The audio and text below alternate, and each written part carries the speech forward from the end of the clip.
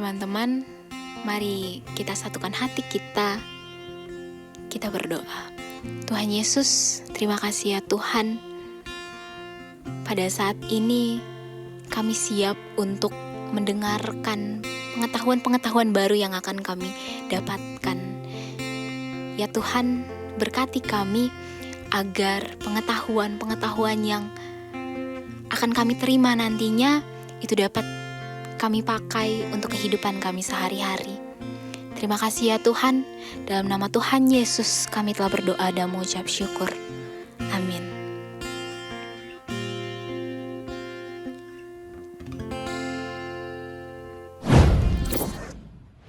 Hai Geners, kembali lagi bersama kita di Gen Talks episode ke-39 dengan tema Kristen Progresif. Beberapa waktu yang lalu, sebelumnya ini ada di internet tuh sudah dibahas nih tentang Kristen Progresif. Seperti yang ada di sini, ngomongin tentang Kristen Progresif juga, yang di sini juga nih. Nah, di sini juga ada nih. Nah, itu semua ngomongin tentang Kristen Progresif dari berbagai macam pendapat. Nah, menurutmu gimana Naga? Aku nih Pak. Iya dong. Gimana sih? Kalau menurutku ya Kak, sebenarnya Kristen progresif itu bisa dibilang sebuah pemahaman sih Kak. Kayak pandangan seseorang mungkin sih. Menurutku sih ya Kak, menurutku bukan. Ya. Ini pemahamanku gitu. Kalau Sandra gimana Sandra? Kalau menurutku Kristen progresif adalah Kristen yang cukup terbuka gitu. Makanya rame kan sekarang tuh membahas tentang kayak Kristen progresif tuh sebenarnya nggak percaya sama Tuhan, nggak percaya Yesus tuh satu-satunya keselamatan. Karena Kristen progresif tuh berpikir bahwa mereka memiliki pemahaman bahwa ya keselamatan bukan hanya didapatkan oleh Yesus Kristus, dan itulah muncul perdebatan-perdebatan. Gitu. Nah kayaknya itu menjadi sesuatu yang perlu kita diskusikan bareng-bareng ya, biar teman-teman dari teman-teman e-Geners itu bisa memahami dan bagaimana kita harus bersikap tentang pendapat Kristen progresif ini. Kita panggilkan langsung aja ya sama expert kita, Pak Osa. Hai Pak Osa. Halo e-Geners semua. Halo. Apa kabar hari ini Pak? Luar biasa, tetap asik. Ini Pak, kami kan tadi udah kita diskusi nih tentang Kristen progresif dan juga banyak pendapat nih dari luaran sana nih tentang Kristen progresif. Sebenarnya yang dimaksud Kristen progresif itu apa?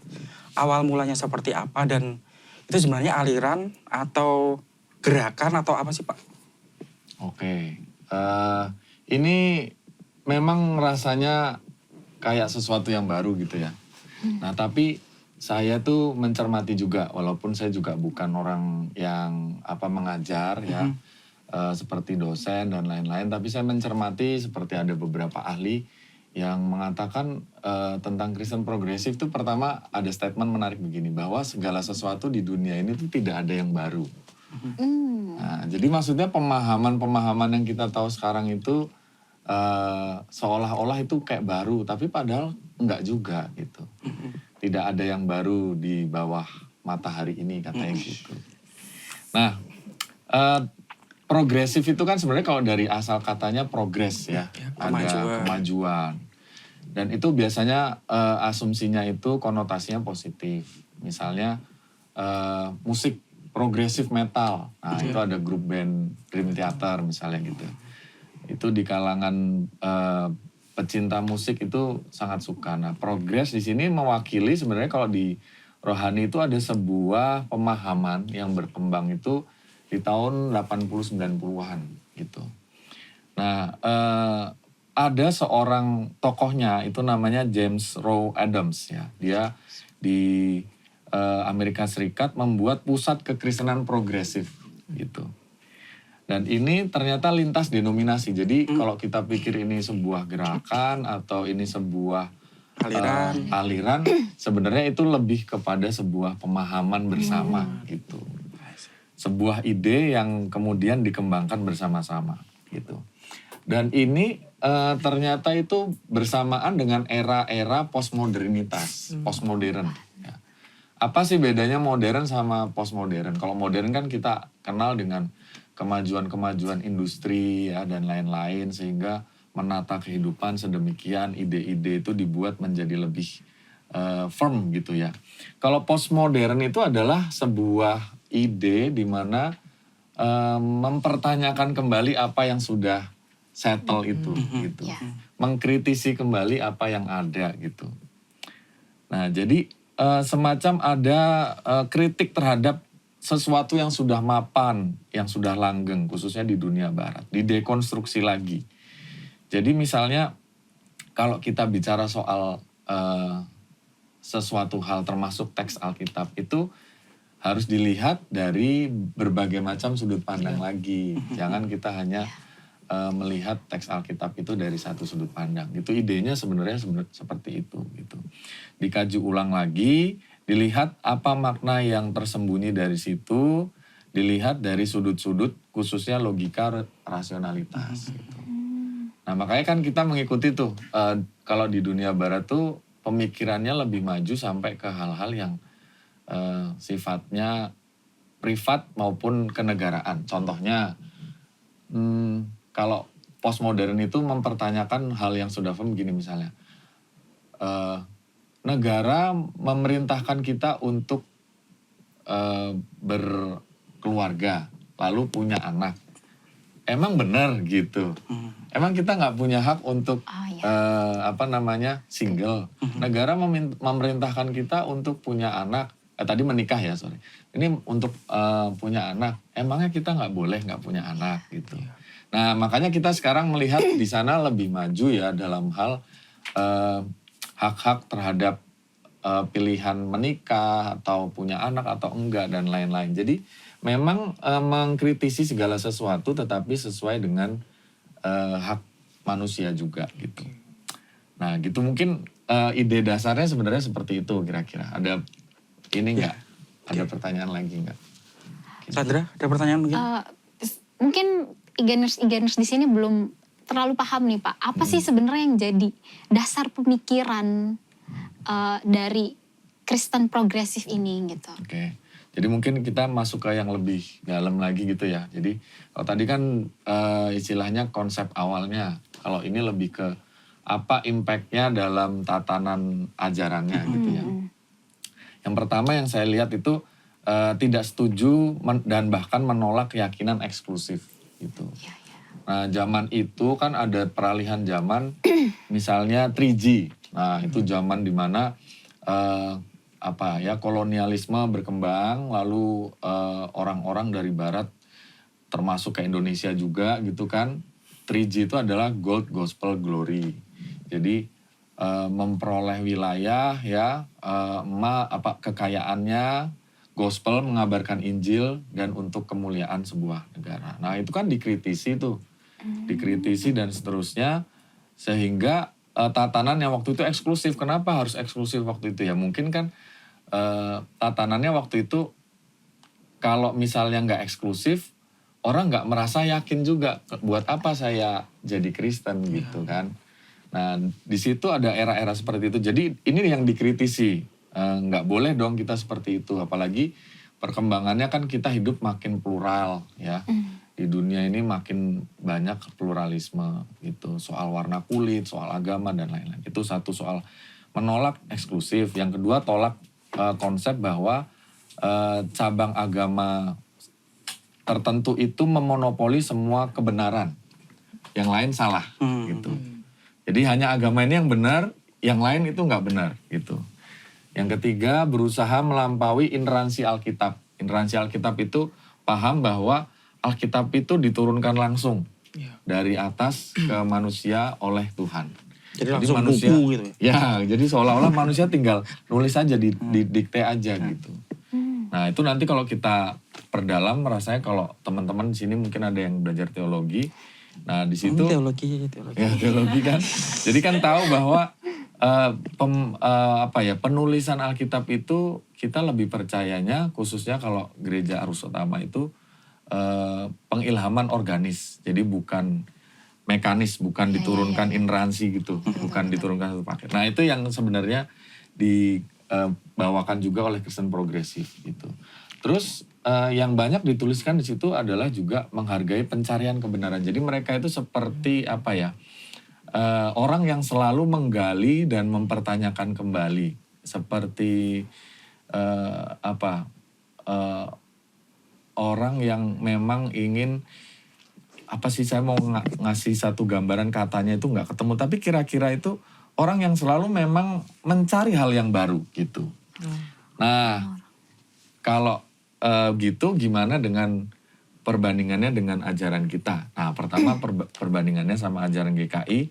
Kalau saya lihat sebenarnya GKI itu tidak sepenuhnya kemudian nggak ada semangat seperti memperbarui gitu kan, mempertanyakan kembali, karena yang namanya teologi itu juga berkembang terus gitu. Dulu teologinya sebelum ada karismatik muncul Pentakosta, ada karismatik gitu kan, dan seterusnya. Nah itu artinya ada sesuatu yang berkembang. Sebelumnya hanya ada gereja barat, gereja timur, muncul gerakan reformasi, ada Protestan. Jadi memang teologi itu berkembang terus gitu. Jadi GKI sebenarnya melihat bahwa pertama soal eksklusif, kita juga tidak mengatakan eksklusif itu benar gitu. Contohnya GKI kan menghargai keragaman ya, dari etnik.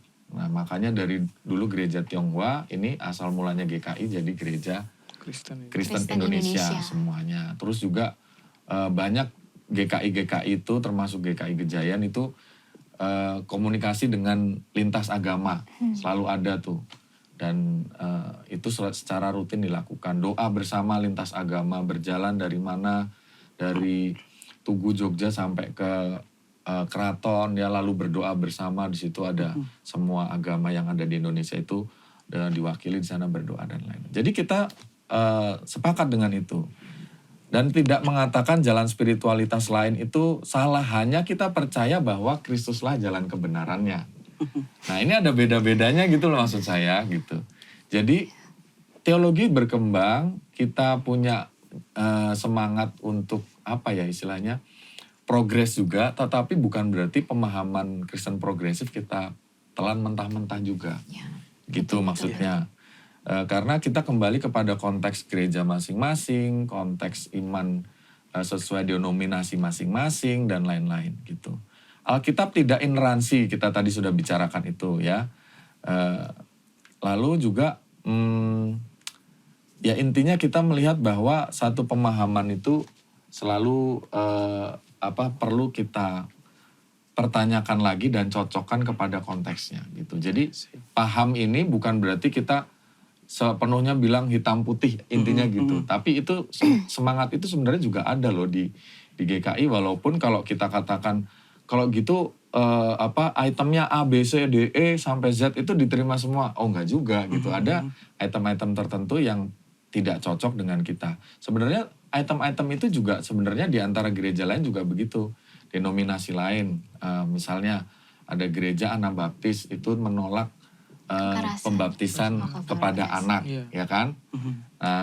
Nah itu Kalau di gereja kita enggak. Kenapa? Karena kita melihatnya bahwa anak-anak itu juga memperoleh rahmat Tuhan sehingga boleh dibaptis. Nah, hal-hal seperti itu kan umum gitu kan. Jadi itu maksud saya, kita nggak perlu terlalu reaktif juga sih sama ini sebenarnya. Gitu. Berarti bisa kita bilang begini Pak, misalkan kita kan percaya bahwa Kristen progresif ini bisa membawa perubahan. Nah, sedangkan kita di agama Kristen itu kan penuh dengan ajaran, misalnya ajaran fundamentalis segala macam. Jadi apakah kita bisa mengatakan bahwa Kristen progresif ini dapat membawa perubahan dalam kehidupan gereja ke depannya, atau mungkin Kristen progresif ini dapat mengubah iman-iman kami para remaja begitu untuk lebih baik ke depannya, atau mungkin lebih mengikuti zaman dan segala macam gitu Pak. Atau mungkin bisa dibilang Kristen progresif ini bisa kita jauhi karena akan membawa remaja jauh dari gereja karena banyak pengenalan layar di luar sana gitu sih Pak. Ya, jadi antara ini ancaman atau kesempatan gitu ya. Itu menarik sih. Jadi mungkin untuk lebih jauh itu kita perlu mencermati ada 8 poin statement Kristen progresif atau teologi progresif ya yang membuat kita perlu kritis ya. Pertama, fokus ajarannya itu dan kehidupan Yesus memberi mereka jalan menuju Tuhan ya. Ya ini yang kedua, pluralisme ini yang menarik. Mereka menyadari bahwa orang lain mengikuti jalan mereka sendiri menuju Tuhan yang juga berlaku bagi mereka. Jadi pluralismenya ini dalam arti kebenaran dan keselamatan itu juga bersifat plural. Gitu. Jadi orang bisa sampai kepada keselamatan lewat jalannya sendiri. Nggak harus lewat Yesus. Harus lewat Yesus. Nah, gimana dong ini kayak tadi Sandra bilang bahwa Kristen progresif itu bahwa Yesus itu bukan satu-satunya juru selamat. Padahal judulnya di depan udah Kristen progresif. Kalau Yesus bukan juru selamat berarti bukan Kristen lagi berarti kan ya Pak? Pak, itu kan yang jadi perdebatan. Yang jadi perdebatan ya. Terus kayak menganggap bahwa Kristen progresif itu sesat gitu. Karena nggak percaya kalau misalnya Yesus Kristus itu satu-satunya jalan keselamatan. Terus gimana cara kita nih anak-anak remaja pemuda untuk menanggapi ini? Oke, nanti jawabannya setelah ini ya. Nih, karena ada beberapa yang menarik lagi. 8 poin itu tadi berdua. Komuni. Mereka memandang pembagian roti dan anggur dalam nama Yesus mewakili sebuah visi kuno tentang pesta Tuhan untuk semua orang. Nah, makanya kemarin ingat kan ada tokohnya tuh tadi yang ditunjukin itu kan ngomong kalau semua anak Tuhan. Loh masa ini pemuka agama Islam juga anak Tuhan? Iya gitu dan seterusnya. Jadi boleh komuni gitu.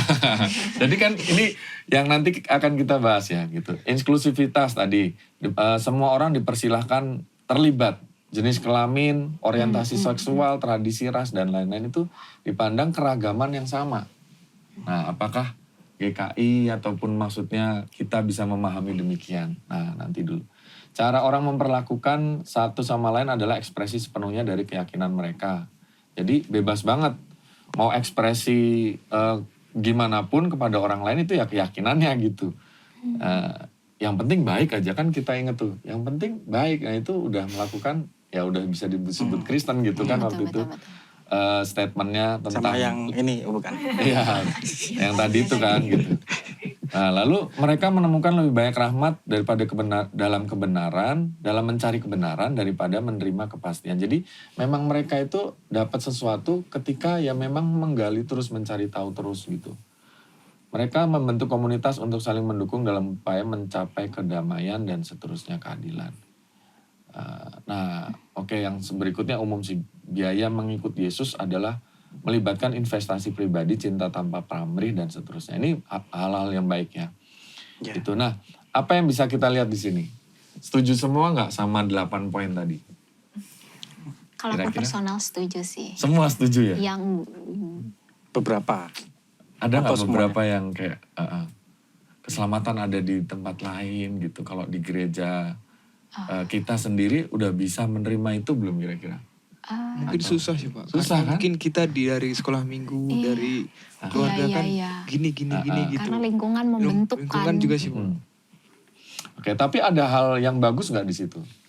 Menurutku yang bisa kita petik jauh lebih bagus sih Pak dari yang sebelum dapat pencerahan bahwa sebenarnya dia lebih inklusif dengan orang lain, nggak membeda-bedakan. Jadi kan terkadang kita yang Kristen pun terkadang sering membeda-bedakan, Pak. Walaupun sama, misal aku sama Sandra membedakan perempuan kan nggak bisa begini-begini. Nah itu kan terkadang kita sering membedakan antara laki-laki dan perempuan. Tapi kalau dari penjelasan Bapak tadi kan mereka mensamaratakan semua, nggak ada perbedaan, nggak ada sekat-sekat di antaranya. Jadi menurutku Kristen progresif ini benar sih, Pak. Tapi kenapa masih menjadi perdebatan gitu sih, Pak? Kayak kami para anak muda gitu. Itu yang menjadi tantangan sih, Pak. Ya. Jadi menurut saya gini, sebenarnya kan ini paham yang membuat kita semakin berpikir kritis. Iya. Ya kan gitu. Walaupun tidak semua itu kita telan mentah-mentah dan kita terima semua. Gitu. Misalnya tadi kalau saya baca-baca, misalnya yang sensitif itu kan LGBT tadi. Iya. Gitu. Nah itu kan kita mungkin bisa memahami orang yang punya orientasi seksual berbeda, tapi kan kita tidak menikahkan, ya nggak? Iya. Ada Nah kalau di Kristen progresif yang saya baca itu menerima. Saya nggak tahu menerima itu apakah menikahkan atau enggak. Nah berarti pahamnya itu kita respect, tetapi tidak semuanya harus kita terima juga, gitu. Kan nggak mungkin misalnya di satu gereja terus kita langsung dinikahkan gitu kan. Itu di gereja Indonesia. Mungkin kalau di gereja Eropa di tempat-tempat tertentu ada, tapi kan di Indonesia kita bisa bilang nggak mungkin gitu kan. Kenapa? Karena tatanan adatnya dan lain-lain dan juga memang teologi kita juga seperti itu gitu kan.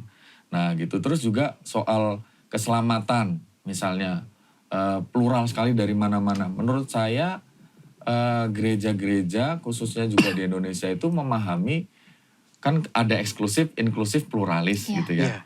Kalau eksklusif itu yang pokoknya keselamatan hanya dari Yesus. Kalau inklusif itu orang melalui Yesus tapi bisa dari agama yang lain atau apa, mereka mengenal Yesus lewat ajarannya, sosoknya dan lain-lain. Kalau yang pluralis benar-benar jalannya dari masing-masing gitu. Saya kira teks-teks Alkitab kita itu juga dari ajaran gereja kita lebih melihat yang inklusif ya. Maksudnya yang inklusif itu melihat bahwa orang mungkin diselamatkan oleh Yesus, tetapi kita adalah orang-orang yang dipilih. Jadi urusan orang yang istilahnya tidak beragama Kristen itu adalah urusan Tuhan. Kita kan lebih seperti itu ya. Nah kalau progresif itu kan lebih menyamaratakan. Semua orang pokoknya diselamatin gitu kan. Semua anak Tuhan gitu. Kalau kita kan melihatnya loh, anak Tuhan itu siapa sih? Mereka yang mengikuti ajaranku gitu kan kata Yesus. Sangkal diri, pikul salib, percaya sama Yesus gitu kan, ikut Tuhan. Itu kan syaratnya itu gitu.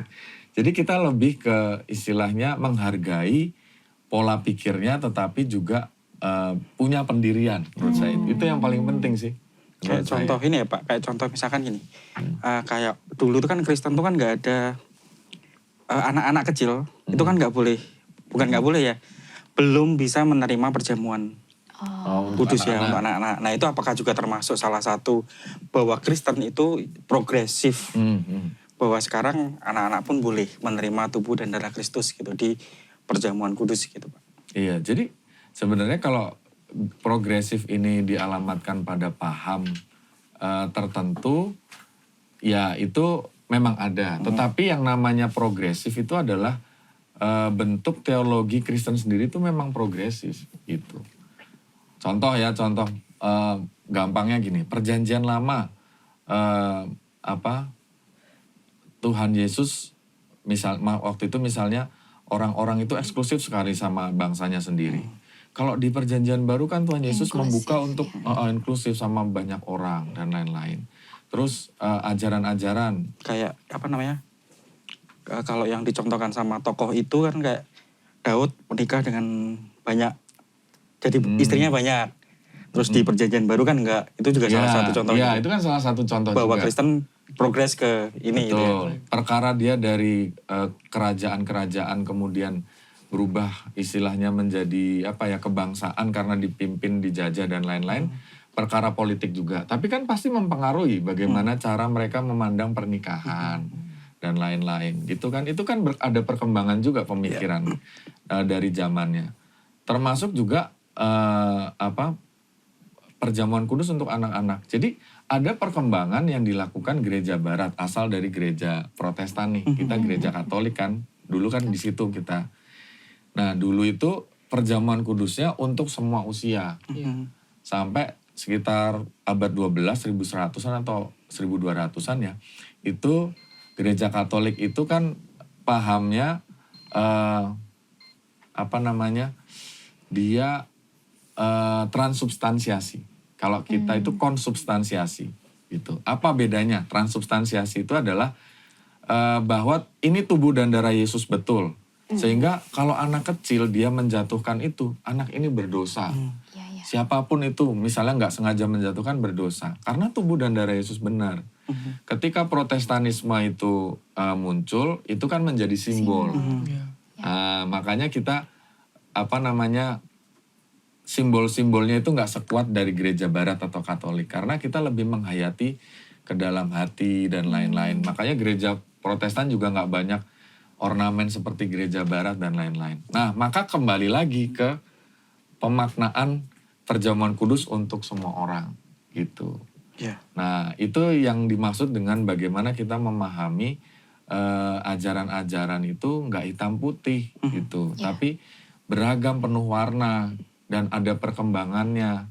Kita nggak boleh mengucapkan paham progresif atau Kristen progresif itu bidat gitu. Menurut saya kalau balik ke pertanyaan itu tadi, ancaman atau enggak, bisa menjadi kesempatan yang besar ketika kita itu melihat sebagai sesuatu yang kita kontekstualisasikan. Cocoknya apa sih di gereja kita ambil apa dari situ. Jangan hitam putih dong gitu, tapi ini ada warna-warna dan seterusnya. Terus itu menginspirasikan apa buat kita gitu. Gitu. Kira-kira gitu. Terus kan tadi ada mungkin dari beberapa teman-teman kita tuh sangat approve sekali gitu, sangat setuju sekali dengan kalau misalkan paham tentang Kristen progresif ini. Sikap kita gimana ya Pak kira-kira untuk menanggapi mereka misalkan wah ini benar nih, ini betul nih. Ini yang seharusnya ada di Kristen itu seperti ini. Itu kira-kira kita harus bagaimana ya Pak sikap kita gitu. Kalau ada orang yang benar-benar kayak gitu ya. Saya ininya gini. Pertama bahwa pemahaman kita, kalau kita berdiskusi sama siapapun, itu ada 3 hal yang penting. Pertama, pemikiran-pemikiran orang lain seharusnya tidak akan menghilangkan keselamatan kita. Ya enggak, kita ngobrol sama orang nih, bahkan dia ateis, kan enggak otomatis iman kita hilang. Harusnya gitu dong. Enggak langsung. Kenapa? Kalau saya percayanya di Alkitab ditulis kita itu percaya sama Tuhan itu karena Roh Kudus. Bukan kita yang milih loh. Ya kan? Jadi kita tuh nggak perlu terlalu takut gitu. Itu nggak akan menghilangkan keselamatan kita. Yang kedua, tidak merubah kasih Tuhan buat kita. Ya nggak? Kalau kita ngobrol sama mereka dan lain-lain, yang ketiga tidak akan merubah nasib kita sekejap mata. Nah, oleh karena itu kalau ada yang seperti itu, ya kita diskusi aja. Diskusi, bertukar pikiran, sambil kita juga belajar untuk bisa rileks dan kritis terhadap apa yang kita punya gitu. Dan itu akhirnya akan memancing pengetahuan kita untuk bertumbuh dan juga iman kita untuk bertumbuh seharusnya.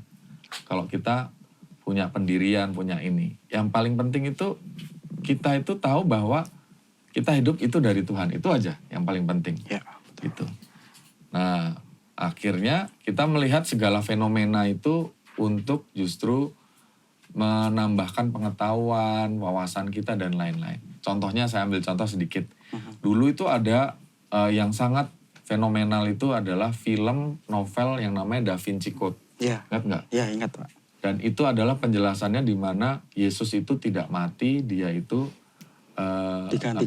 digantikan. Sama Yudas. Terus dia punya keluarga, menikah dengan Maria Magdalena, terus dia dimakamkan di mana kalau nggak salah di Eropa dan ada makamnya di bawah dan Iya, seterusnya itu berdasarkan dari Injil Maria Magdalena atau apa dan lain-lain. Itu kan gempar banget ya. Iya. Wah, banyak orang yang mengecam dan seterusnya. Tapi sebenarnya orang jadi tahu ini bener apa enggak sih gitu.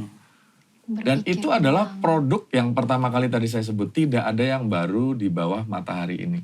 Itu sebenarnya produk gnostik.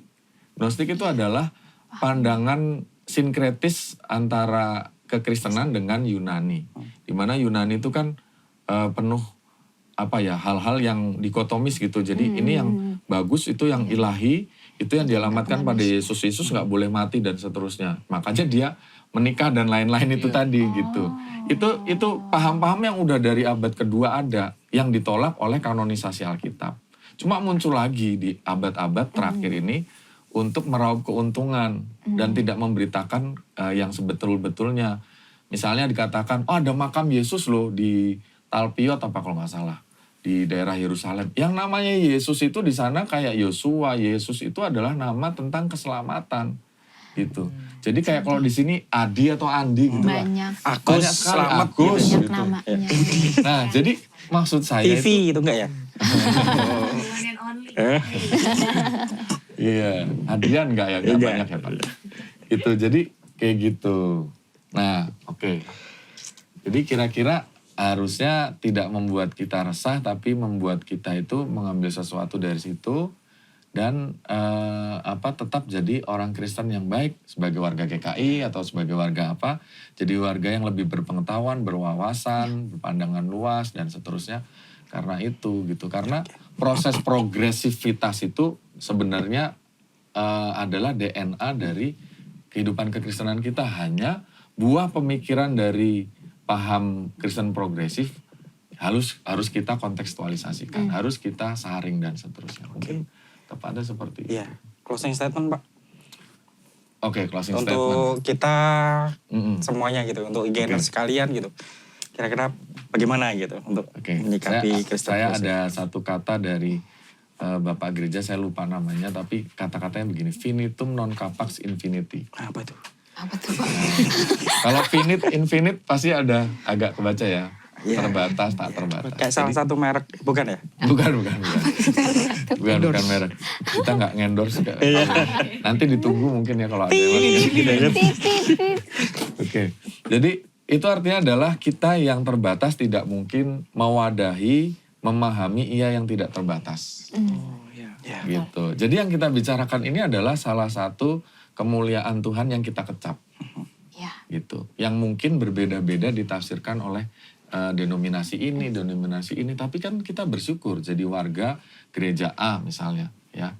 Oh, di sini kita menekankan soal kontekstualisasi, soal hubungan antar agama, lintas agama, menghargai satu sama lain.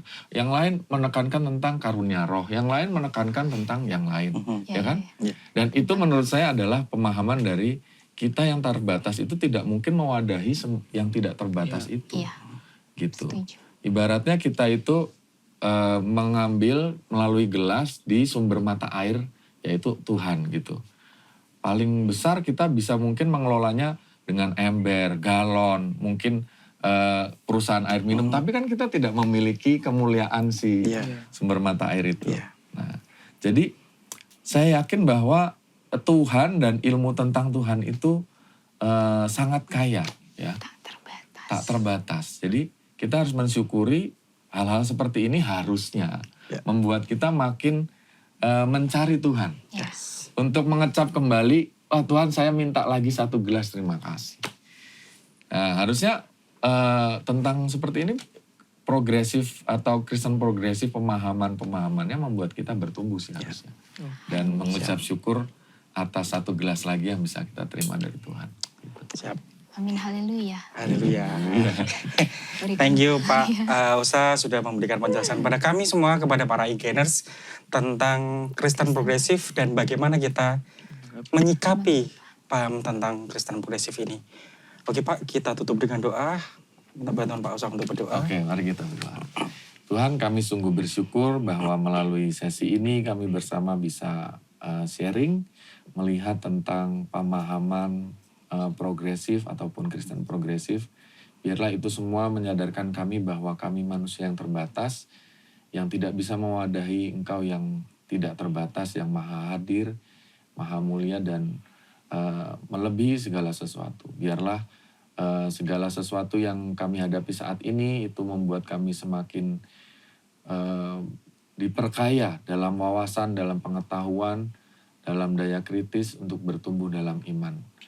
Dan berkati supaya gereja Tuhan, komunitas rohani, anak-anak Tuhan bertumbuh melalui setiap tantangan zaman yang ada. Kami percaya bahwa kami mempunyai Allah yang baik, yang membuat kami bertumbuh dalam berbagai macam ajaran-ajaran yang mungkin muncul dan kami kenali ini. Berkati dan pimpin kami. Dalam Kristus Tuhan kami berdoa dan bersyukur. Amin. Amin. Terima kasih. Terima kasih, Pak. Sebelum kita akhiri beneran, kita nyanyi dulu deh kayaknya. Nyanyi apa nih Kak? Apa? Nyanyi apa? Kamu nyanyi apa? Tiap Ambil dong gitarnya. langkahku, Nyanyi apa Sandra? tiap langkah. Tiap langkahku. Oke. Firman musik. Sabar. Langkahku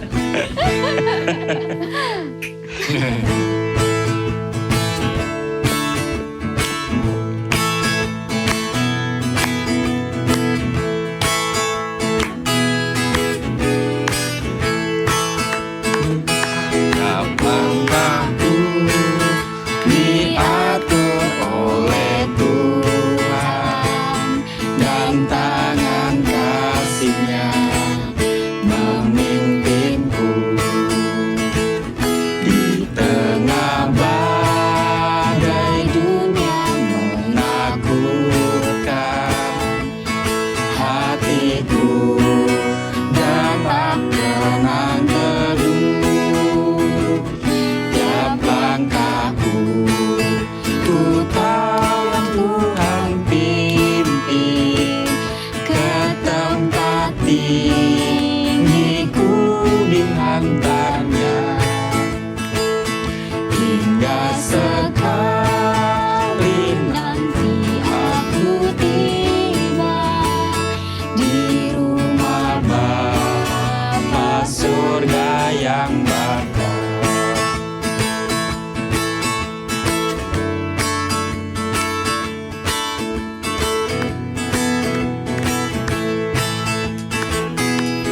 Waktu imanku mulai goyah dan bila jalanku hampir sesat, ku pandang Tuhanku penebus dosa.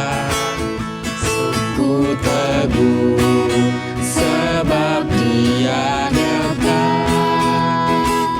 Tiap langkahku ku tahu yang Tuhan pimpin ke tempat tinggiku dihantarnya. Hingga sekali nanti aku tiba di rumah Bapa surga yang bakal. Di rumah Bapa surga yang bakal. Sampai jumpa lagi di Igen Talks berikutnya. Tuhan Yesus memberkati. Bye guys.